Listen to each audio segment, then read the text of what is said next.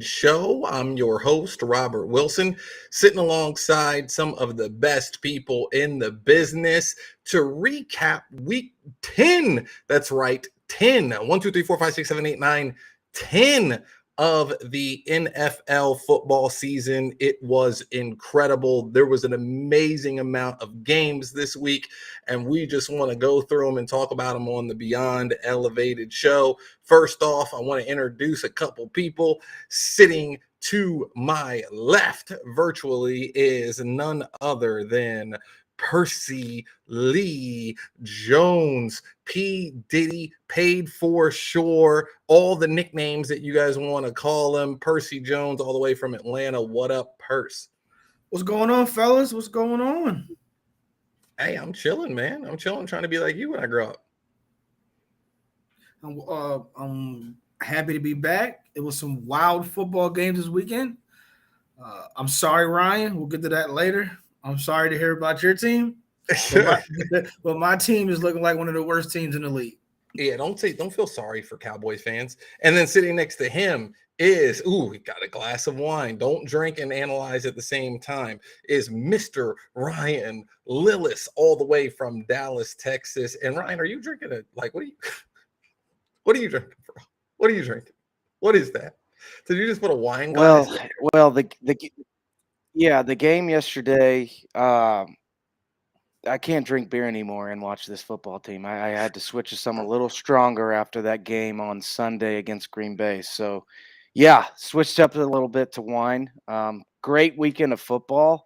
A lot of dramatic finishes. It was just an exciting weekend of football, even though the Cowboys lost. But, excited to dive into it. Well, yes, the Cowboys did lose. Feel free to comment in the comment section or the chat. For those of you who are listening to the audio podcast, of course, you won't be able to chat in, but we'll let you know the differences when we put something up on the screen. Let's start with game number 1, and let's just go to Sunday morning and discuss exactly what happened when Mr. Tom Brady went out to Germany and kind of put it into the Seahawks reign here of winning a lot of games and then trying to be discussed as one of the best teams in the NFC of the Seattle Seahawks. The Buccaneers won this game 21-16. Tom Brady is back to usual, balled out. They got the running game going a little bit for the Tampa Bay Buccaneers.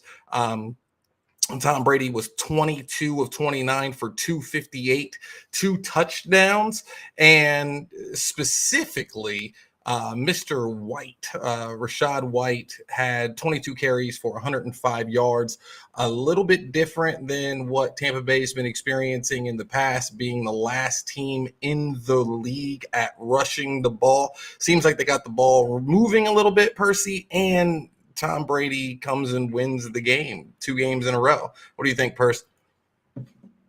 Hey, man, what I saw, because I caught this game. It was early. What I saw, fellas, was a team that knew that this was a must-win game. They played in Germany, little different than being over here, but it was a must-win game. The running game, you guys know, I talk about running the ball, and they definitely ran that ball. They were just clicking on all cylinders. I mean, if they would have lost that game, man, don't get me. Let's not take nothing away from Seattle and Geno and those guys. They are playing phenomenal football. But, sometimes it's just you're playing against the GOAT. The GOAT's going to get it done however he's going to get it done, man. So, definitely a big game for Tampa Bay. And, Seattle's not done. They're going to run off 2-3 more games straight. Seattle, Ryan, currently 6-4. Geno didn't have a bad game. 23 for 33, 275 yards, 2 touchdowns, sacked 3 times, but played pretty well. What did you think here about the Seahawks and Tampa Bay? I thought Geno played his game. His stat line and his decision making during this entire game was Geno Smith doing what he's done all season. I don't think this is on him. I think what we're used to be talking about is the Buccaneers run game struggling. Seattle's run game struggled in this game immensely. I mean, you had Kenneth Walker with 10 carries, 17 yards, and Geno Smith at 4 rushes, 22 yards is your leading rusher. That's not the recipe for Pete Carroll's teams to win football games. They run the football, they hit big plays when they need to in the passing game with Lockett. And I think their inability to run the football is why they lost this football game. I think they'll be fine, but tribute to the Buccaneers defense. For a team that's gotten a lot of criticism, this defense has played pretty good even through the bad times this year. And Tom Brady was just Tom Brady. He did what he always does, and he played really well. I thought, besides the one interception.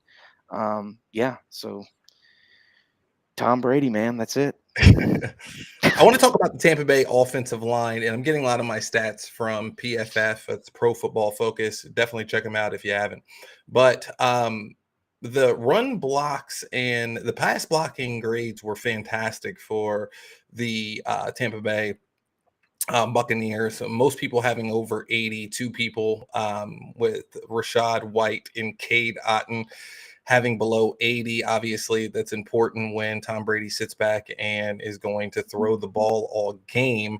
You're definitely going to want to have a running back that can block pretty well. And that was one of the examples of why people wanted Leonard Fournette in the game as much.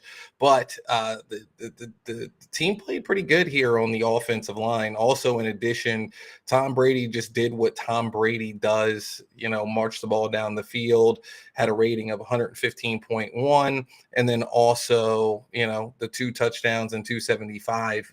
If you have a significant run game or a run game that's even average, you can piece together wins. This gives them the sole lead in the in the NFC South at 5-5, and drops the Seahawks to 6-4. Let's move on to the next game that we're going to talk about, and that is none other than the show, the fireworks going off. Probably one of the best games that we are going to see this season from an entertainment standpoint, and that was the Minnesota Vikings and the Buffalo Bills. Minnesota ended up winning this game 33-30 in heartbreaking fashion. It was a game that had ups, it had downs, it had spectacular catches, it had spectacular plays. Percy, this was an unbelievable game. Minnesota moves to 8-1, while Buffalo drops to 6-3. And by the way, Buffalo is second in that division. Miami Dolphins are the first team in the AFC North, ladies and gentlemen, but we will talk about them later. Vikings pulling this one out 33-30. Percy, what did you think about this game? Hey, man, you started off with it. So far, it might have been the game of the year, Ryan. I mean, we've been talking about Justin Jefferson for weeks. I remember we said we were going to make our top 5 later on in the season. He had a couple of games where he wasn't, I guess, quote unquote himself, but boy, did he show out. But I mean, overall, he's a top 3 receiver in the league. Okay, fine. Wait, Percy, is he a top 3 receiver in the league? I can't say that right now. Okay, you're crazy. Ryan, is he a top 3 receiver in the league? Absolutely. Okay, Percy, give me any receiver that you think is better than Justin Jefferson. DeAndre Hopkins. No. Name another Hands one. down. Okay, name another one.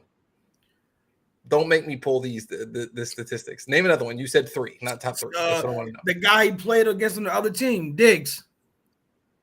Okay. So, okay, there's an argument for that. I mean, but wait a minute. Wait.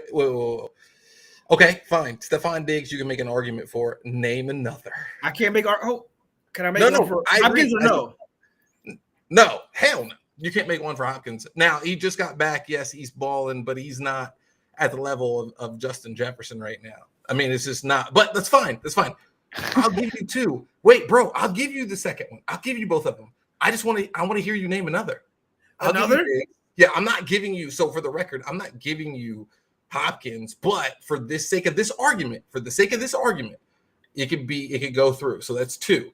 But you Right. said he wasn't in the top 3. So Right. who is the other player, the other receiver that is better than him? Cooper Kupp right now. I Cooper agree Kupp. with that. I agree. Kupp. Oh my I gosh. agree. Okay. He's not. All right. Cooper Kupp Okay. he's not exciting. He's not going to jump over your head with one hand. He's not going to do nothing like that. He'll score you points. But that would be my 3 right there. Okay. All right. In this game, Justin Jefferson had a catch that was probably the best catch in the NFL since the Odell Beckham catch against the Giants. It was absolutely incredible for the people who saw it. Ryan, he basically went up with one hand while the DB or the cornerback had both hands on the ball and snatched it away from him with one hand on 4th down. What was it, 4th and 18 or something? It was 4th down and 18. On 4th and 18, what did you feel about the game, Ryan? This game was probably the best game I've seen in the NFL in probably the last 10 years, hands down. I don't think I've ever seen a team fumble the ball on their own 1-yard line and then a team come down in 30 seconds and tie the game. And then before that was a goal line stand. I mean, the last minute and a half of this game had everything in it. And a lot of football games don't have everything in it. So that was probably the best game I've seen in quite some time. And to be honest with you, I don't think there really was a loser in that game. That was just that was insane to me. I couldn't get over the way that the game went because I don't think you can write a script like that. But props to Minnesota, man. And don't look out. I mean, 8-1 Minnesota Vikings, Kirk Cousins. Do you like that? I'm sure he does. But yeah, that was just an incredible scene. And in my opinion, that catch was a more difficult catch than Odell Beckham's catch, in my opinion, just because the defender was more involved in the play than the Odell Beckham play, in my opinion. Ryan, I want to talk to you a lot about this game. We're going to go into a lot of details here because this was one of the best games of the year of all time, really. I want to talk about Buffalo. There was the conversation all week, even with some of the betting online and the FanDuel, and a lot of the lines were still a little low because people had already kind of made their minds up that Josh Allen wasn't going to go in this one. Josh Allen not only went, he played pretty well. He was 29 for 43. He had 330 yards, 1 touchdown, 2 interceptions. The fumble that it cost him the game, cost his team the game at the end of the game. But he did play well, showed that he can play through an injury, which he's been known to do. What's the future here for Buffalo? I'm just saying, if we rewind the clocks back just a little bit, at the beginning of the year and right before the beginning of the year, all the analysts, every single analyst, everybody almost around the league were talking about this Buffalo team as in it was already a made deal that they were going to be in the Super Bowl. And now they sit at 6-3, tied for second place with the New York Jets, who've beat them in the AFC East, and the first team is the Miami Dolphins, and the Patriots are 5-4. Whew. What's next here for Buffalo, Ryan? Well, I think it's simple. You've got to look in the mirror a little bit. I don't like the call at the goal line. I don't like putting a quarterback that's that size under center when he runs the shotgun on a regular basis and seldomly takes snaps under center, especially on his own 1-yard line in the Buffalo freezing cold. Now, that's no excuse, but I don't know why you're not putting him in the shotgun and letting him use his legs and use that space and leverage and use his athletic ability to get out of the end zone. Because when you just do his QB sneak like that on your own goal line, you're limited on what he can do. So he doesn't have the space anymore to make a play. I didn't like that call, but I think Buffalo, um, boy, kind of fallen with a little bit of grace here. And look at the Miami Dolphins without Tua those couple of weeks. I mean, they could be very well much more ahead in this division than they already are. Nobody's talking about that. But I think this division is going to it's going to run through Miami, in my opinion, the way they're playing football right now. But I think if Buffalo, they still play Miami another time, right? Yeah. Okay. That's going to be, I think that's a must win for Buffalo at this point I think that Buffalo is when they play. I think that Minnesota shouldn't obviously have won this game. They had a lot of chances, but hey, give them credit when the credit's due. I mean, they pulled it out and they took advantage of all the chances that they had. But 8-1 Minnesota. Who had that before the year? They're gonna run away with the division here, just because the Packers are nowhere to be found at 4-6, while the Vikings are 8-1, and it's starting to look like as if that besides the Giants and the Vikings, and let's just start with the Vikings, there isn't really another team that could put any pressure on the Philadelphia Eagles to challenge for that one seed in the NFC. So I like the way that this is shaping up, but and considering that the Eagles have already beat the Vikings, that really puts a stamp on the Eagles. But that this Viking team is for real. And they've done it quietly with a very consistent quarterback in Kirk Cousins, as Percy already alluded to. The Diggs and the team and some of the players that are on Minnesota with Justin Jefferson are incredible. You even had Patrick Peterson, the blast from the past, getting a couple interceptions in today's game. I mean, in the game. So just a really big testament here to Minnesota. And would anybody be shocked? I know we would. I know that I would be, just because of it's like shocked if Minnesota ends up in the Super Bowl. Like, this is it's 8-1 team here. And they just went to Buffalo and beat them. So it's just very, very interesting. Moving on. One of the other games that just lit up the scoreboard for on Sunday was the Chicago Bears losing 30-31 at home to the Detroit Lions. And this game had it all. Oh, yeah. Percy, Justin Fields went off. Let's talk about it. Finally, Justin. Finally, for weeks, I tried to big this young man up, and he showed out, man. Now he showed out against the Detroit Lions, but he showed out. I mean, he's been balling. He's been balling the last 3 games. He's been at an unbelievable rate. But go ahead. He came. He did his thing. I just really wish they would have got that W. At the end of the day, W's is what matters, and on his home field, and they came up short in that end. But they showed some sparks of talent that they do have. Commit, is how you say his tight end's name? Yeah. He played amazing. I think he had 2 touchdown receptions. I mean, he's a special. Fields had like 113 yards rushing. He still didn't eclipse that 200 passing yet, but he had 100. He had 13 carries for 147 yards, 2 touchdowns, and he threw for 167 yards for 2 touchdowns. He had 4 touchdowns, 1 interception, and he was unbelievable. I got a question for you, Ryan.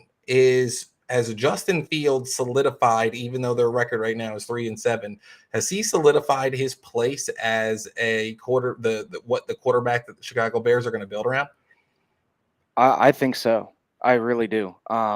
It all goes back to even that Dallas game. Even though they got blown out, he played great in that game too. This guy can't go out and make tackles and play middle linebacker for you. So I don't know what they're trying to expect from Justin Fields. He's doing his thing. And I don't think you can deny that anymore, that he is the guy that Chicago needs to be back there.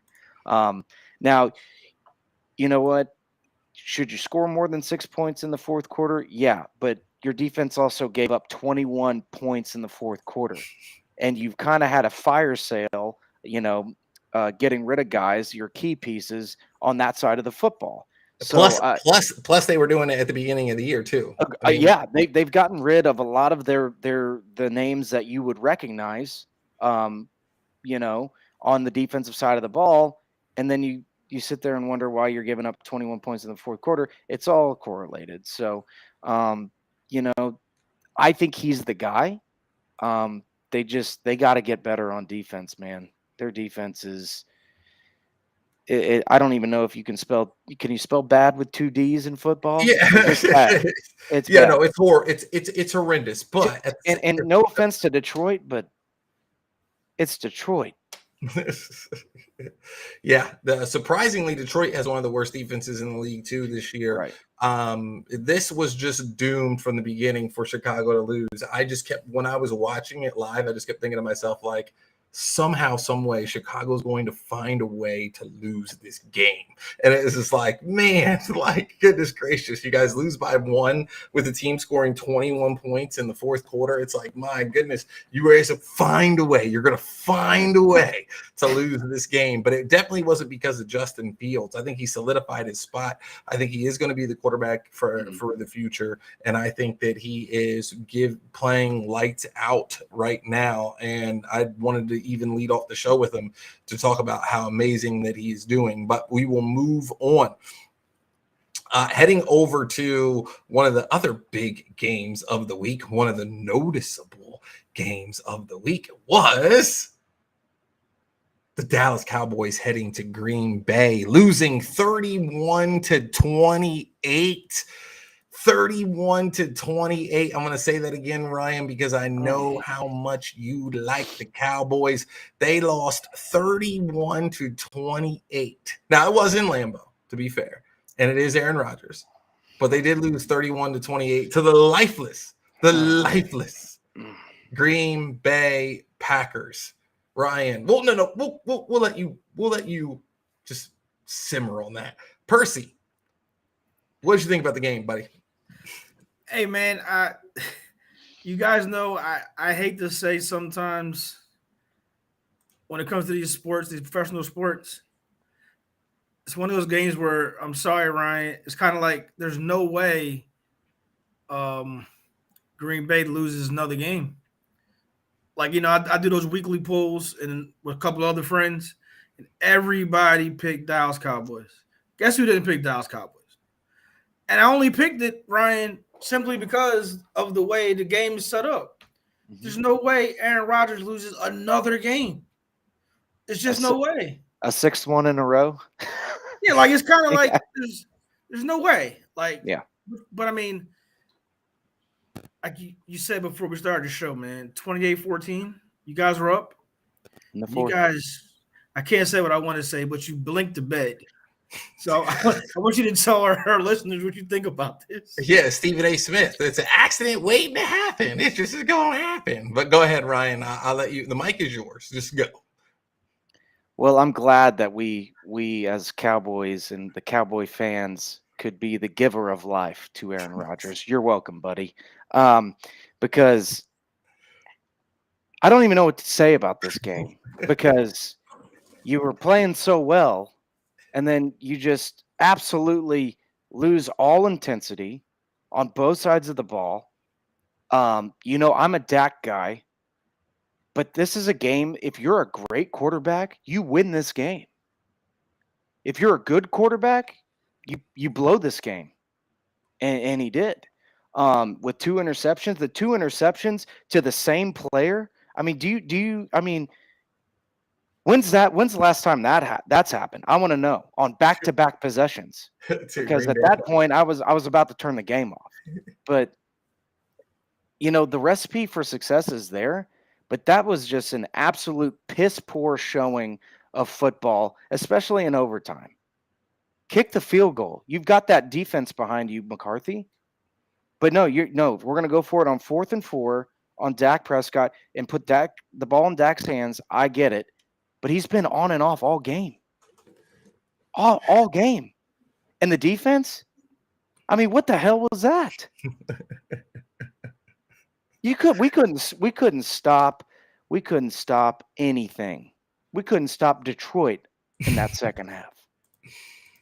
Do you think do you think that the Green Bay found something, or do you think that that's an outlier just No, pure? I think the Cowboy defense played that bad. We made their sub-average receivers look like all pros, and it was disgusting to watch as a fan. Now, as an analyst, props to Aaron Rodgers, and props to finding a way to win. But that's what great quarterbacks do. They find a way to win when they aren't supposed to. Percy? I mean, Aaron Rodgers was 14 for 20, 224, and 3 touchdowns. That's a crazy stat line. And then the running back, I love running game, 138 in the touchdown. If you would have told me all that would have happened against Dallas Cowboys defense, I would have been like, no way. Watson, 4 receptions, 107, 3 touchdowns. I wouldn't have never put no money on that.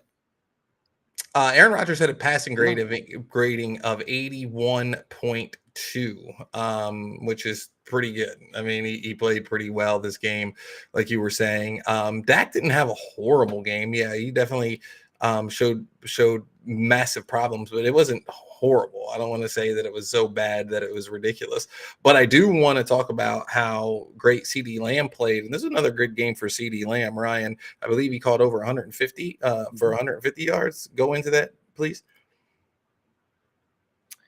Yeah, I love what I'm seeing from CD Lamb. And we all know in the NFL it takes, maybe receiver is probably the longest timeline for players to develop in this league, because it's a pass happy league. You got to come in, you're running, you're going to be out there almost every play. So CD's not the issue. CD's always going to get open. He's speedy. He runs good routes. The problem is getting him the ball, and they did that. But the fact that Michael Gallup is still not where he was before his injury, it hurts us a lot. It hurts us a lot. We threw him the ball a couple times, and he's not the same guy he was, in my opinion. But CD's looking great. I think the future's bright with him. And that's all I got to say about CD. Props to CD. He had a great game. All right, so I'm sure that you're just livid about the game. Yeah, really good game here for CD Lamb, and I just thought that he played a really good game. Right now, he's 15th in the league for his offensive receiving wins, like his receiver grades, at 80.7 total. And, he's just playing really, really, really good football, being in the top 15. There's not that many receivers that are surprises that are in front of him, except for a couple, but we'll get into that later. Let's move on to another game. And let's ask a question about the Packers right now. Percy at 4-6. Do the Packers have a chance here to sneak out a wild card? Is this going to be something in the future here for the Packers, or is this a one-off?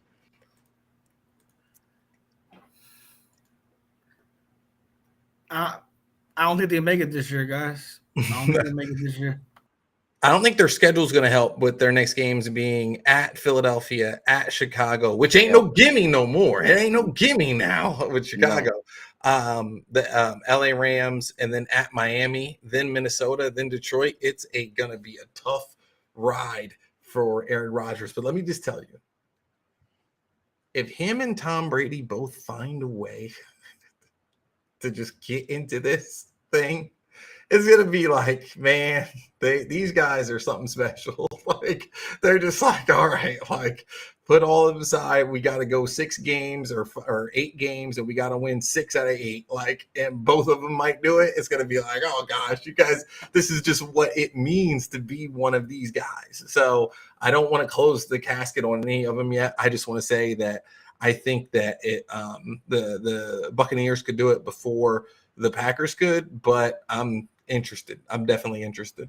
So moving on here, let's talk about Percy a little bit. Percy had some really good picks here at the beginning of the season. Tennessee beat Denver 17-10, and Tennessee wins again. Tennessee's moved to 6-3, first in their division, and it's looking like we might be able to wrap this division up here pretty soon. I just don't think Jacksonville and Indianapolis are going to have anything to say about it. Percy, Titans win again, 17-10 over the Broncos. Yeah, I know they were happy to have Tannehill back. The Titans win these games consistently, guys. Most of the time it's not exciting. It's not like, oh my God, did you see that, Ryan? They literally just go in and get the job done, man. And I love that kind of football. They stick to the script, they run the ball, and they get it done. They go home. They're not out there doing a million celebrations. They're not. They just win and go home. Ryan? Yeah, man. I don't think we talk enough about this Tennessee defense. I really don't think we do. I think they've kind of flown under the radar, but they do what they need to do to complement their offense. They get the ball back to their offense and they control the clock. They control the tempo. They control the game. And when Tennessee controls the game with King Henry, it's a tough thing to do, especially when you got you got your defenders out there trying to tackle Derrick Henry, who's a human fridge 30 times a game. I don't want to do that. I know they don't want to do that, but they have to. Quick side note, I Derrick Henry is second in the league in rushing at 927, second to Saquon Barkley at 931. So once again, he's about to be the leading rusher in the league. Is that that's ridiculous? Like, if Derrick Henry is that guy again, this doesn't make any sense. How could he be doing this for so long? But keep going, Ryan. I apologize. No. It's and it doesn't matter. It doesn't matter what you do against this guy. You can put 8 in the box. You can put 9 in the box. You can put whoever you want in the box. It doesn't matter because sometimes physics wins out, and that happens on most plays that Derrick Henry gets the ball. And props to Vrabel, man. He's a guy. He's a good coach who knows his football team, who knows what they're good at, and he utilizes the strategy through their strengths. He's just a solid football coach, in my opinion, and good for Tennessee. Yeah, I agree. Good for Tennessee. I do want to talk about these quarterback grades here for for Russell Wilson. Oh my. Yeah, Denver is struggling mighty bad. They fall to 3-6. Whew, that Russell Wilson contract is looking very, very bad. Is this Percy? Is he washed? Is Russell Wilson washed? I don't think he's washed, guys. I just think that it's taken him longer than we all hope for him to get going in Denver. I don't think he's washed. Brian? I don't know if washed is the word, but I don't. I think he's in a system that he's not comfortable in, to be honest with you. After being in the same system with the same coach for how long? And now, he's supposed to go out there and be the guy that we've all seen in the same system for how many years? I just don't think that's realistic. Now, is he playing to what money he's making? No, absolutely not. I think he's been a disappointment, but I don't think he's a wash. I think he's a disappointment. He's currently 44th on the QB offensive rating list, and I'll just name some quarterbacks that are ahead of him. Matt Ryan, Trevor Siemian, Jared Goff, Matthew Stafford, Carson Wentz, Derek Carr, PJ Walker. Oh, there are some. He is not playing well at all. He is. It's just not good. It's not good. Passer completion is only 57%. He's only thrown for 1,981 yards. I don't know. I know that it's very bad. And if I was a Denver fan, I would be panicked. But yes, very well. Very well job for the Tennessee Titans. Moving on to one of the next games, and it's something that we really, really like to watch, was the Miami Dolphins 39, the Cleveland Browns 17. Miami, one of the best receiving cores in the league. Just doing an incredible job. Percy? Yeah, man. Miami, they're rocking and rolling, man. They are getting it done. Nick, I'm sorry, Ryan. I keep saying Nick. Nick's at practice.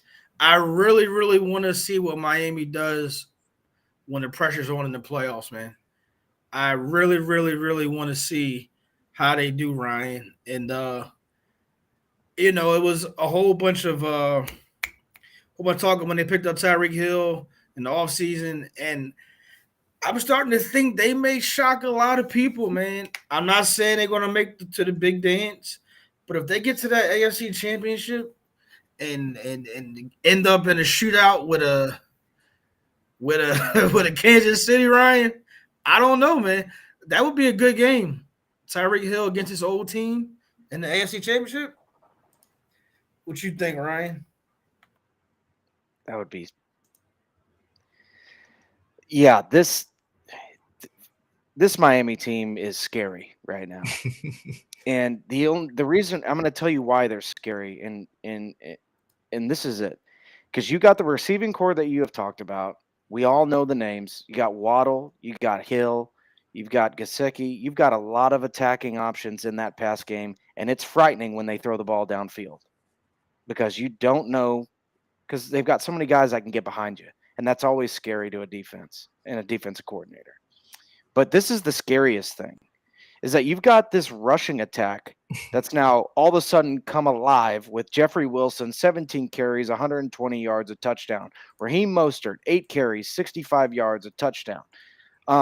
You put that kind of balance with the explosiveness that you have on the inside and on the outside with Waddle and Hill and Gesicki up the middle and Tua throwing the ball and slinging that rock. I don't know where you start on a defensive game plan on this offense. I mean, I don't know, but that's why I'm not paid the money that they're paid. That's their job to figure out.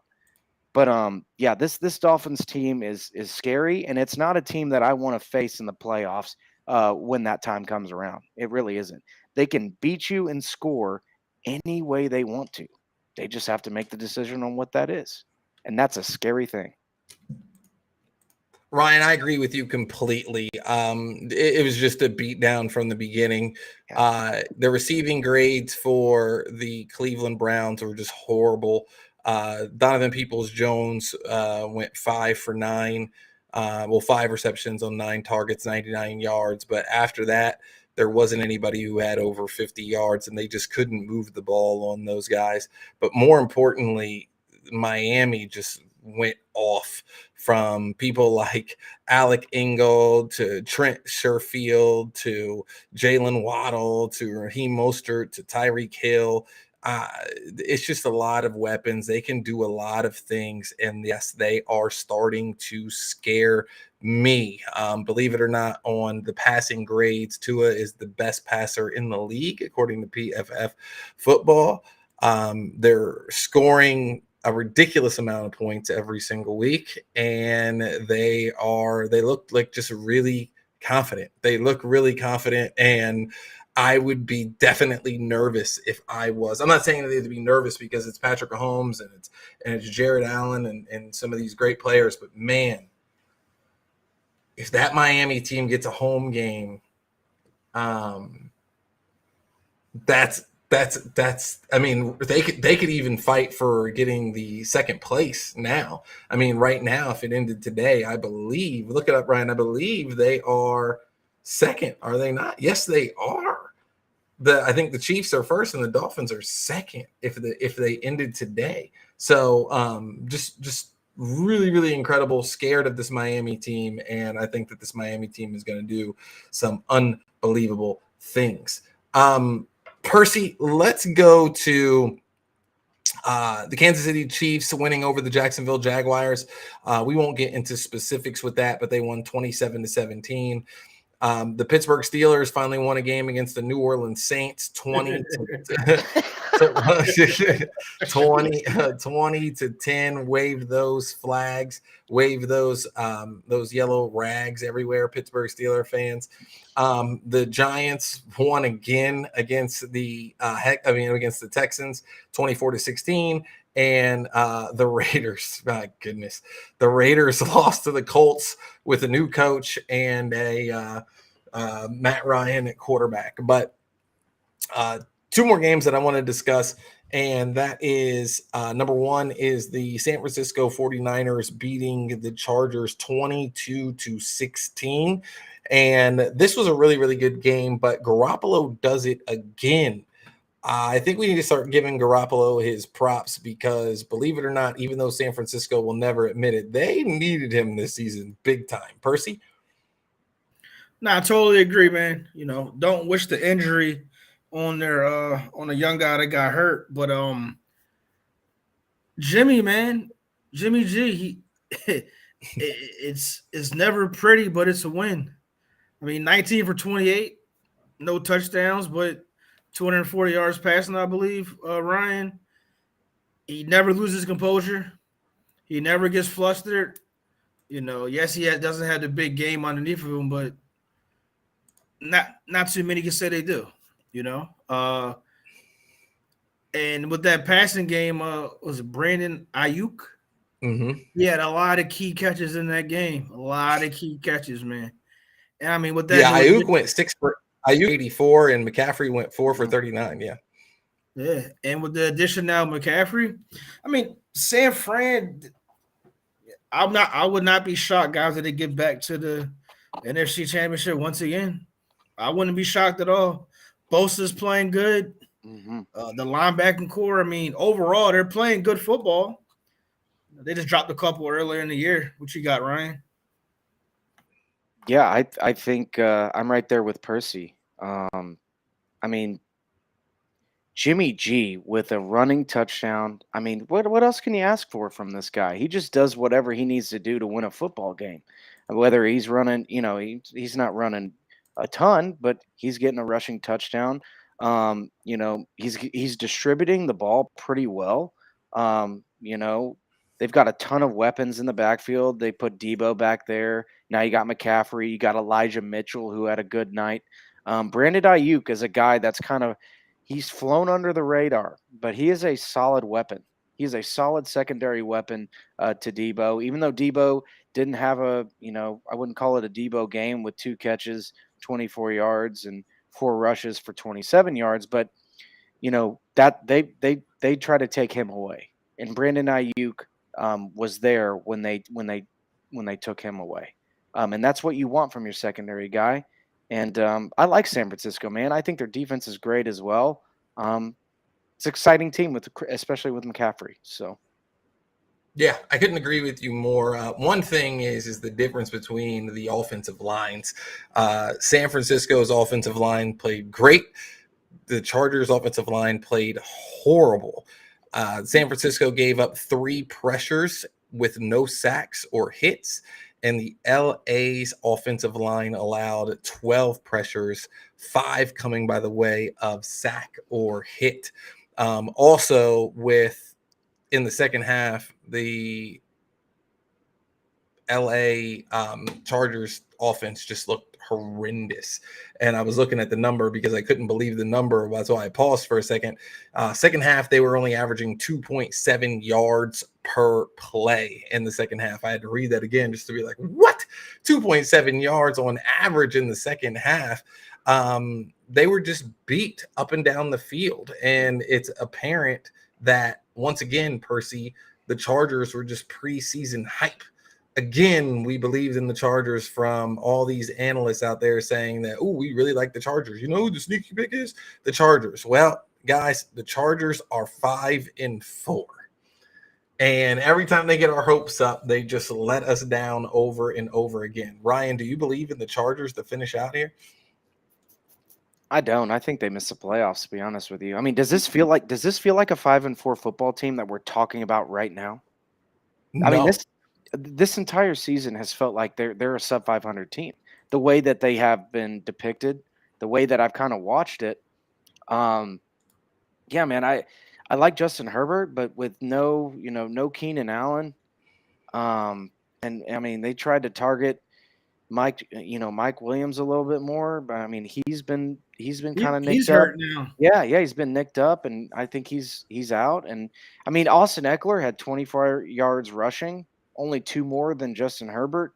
Well, let's talk about that. Let's talk about this. They couldn't run the ball. Let's talk about this playoff picture. So somebody's going to win the AFC North at 6-3.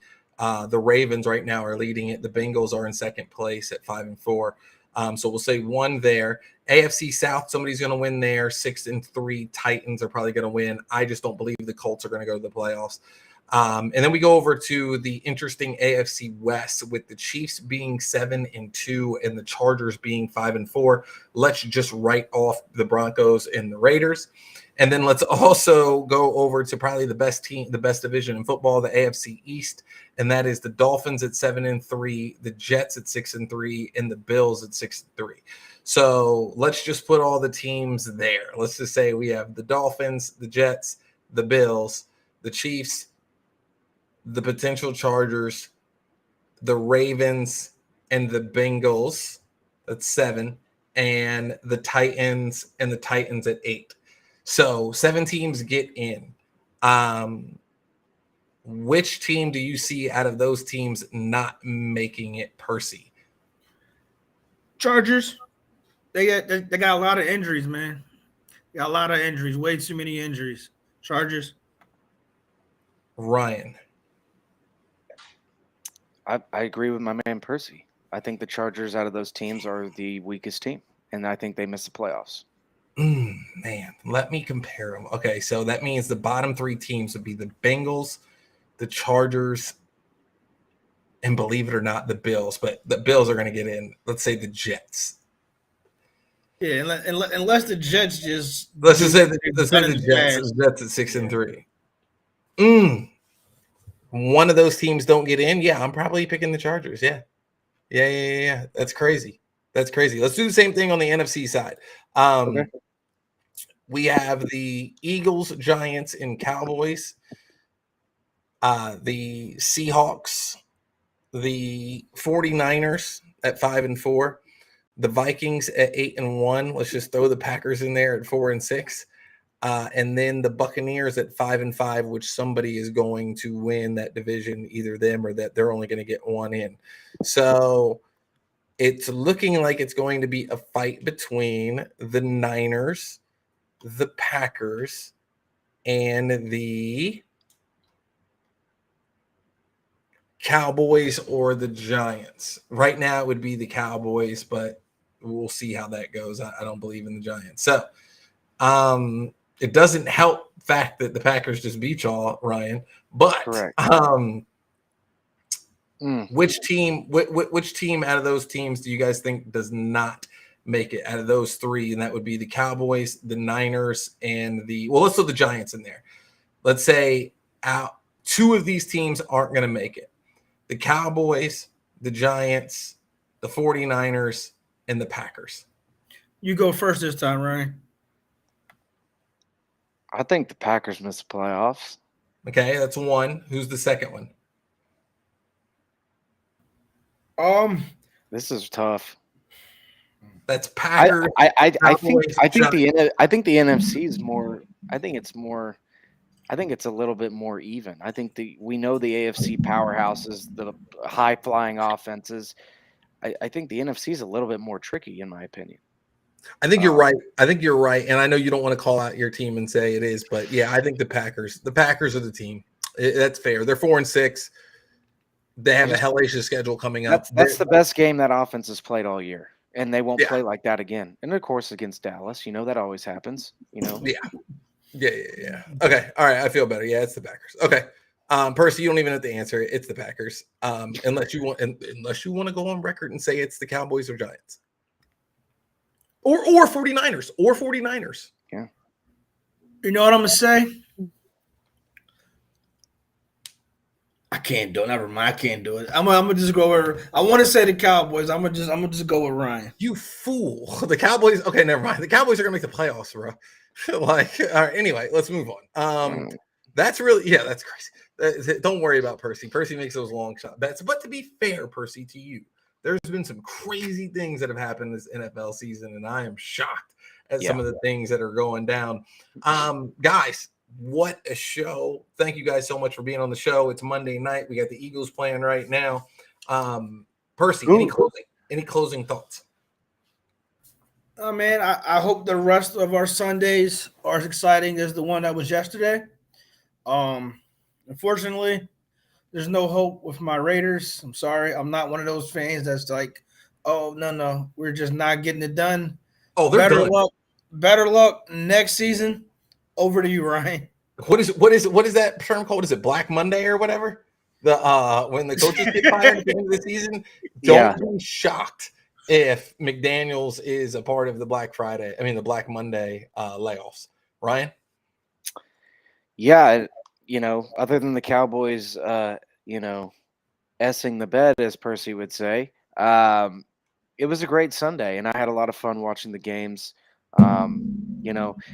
We're in a good spot in this league. There's a lot of good young talent. I think the quarterback play in this league is sky high right now. I think might be as better than it's ever been from top to bottom. But they're not putting up good numbers. I agree, but I also think the defenses in this league are pretty good. I think there's a lot of great secondary play, especially like guys like you're seeing coming into the league, like first year Sauce Gardner in New York. I mean, it's crazy to see these guys. It translate from the college game to the NFL so easily. It's just amazing to watch, and I'm just glad I got to be on here with you guys talking about it. Hey, we appreciate everybody. We'll be back on live here on Thursday to go through the games for the upcoming Week 11. Appreciate you guys for tuning in to the Beyond Elevated show with your host, Robert Wilson, Percy Jones, and Ryan Lillis for being on the show as a guest today. Thank you, everybody. Good night.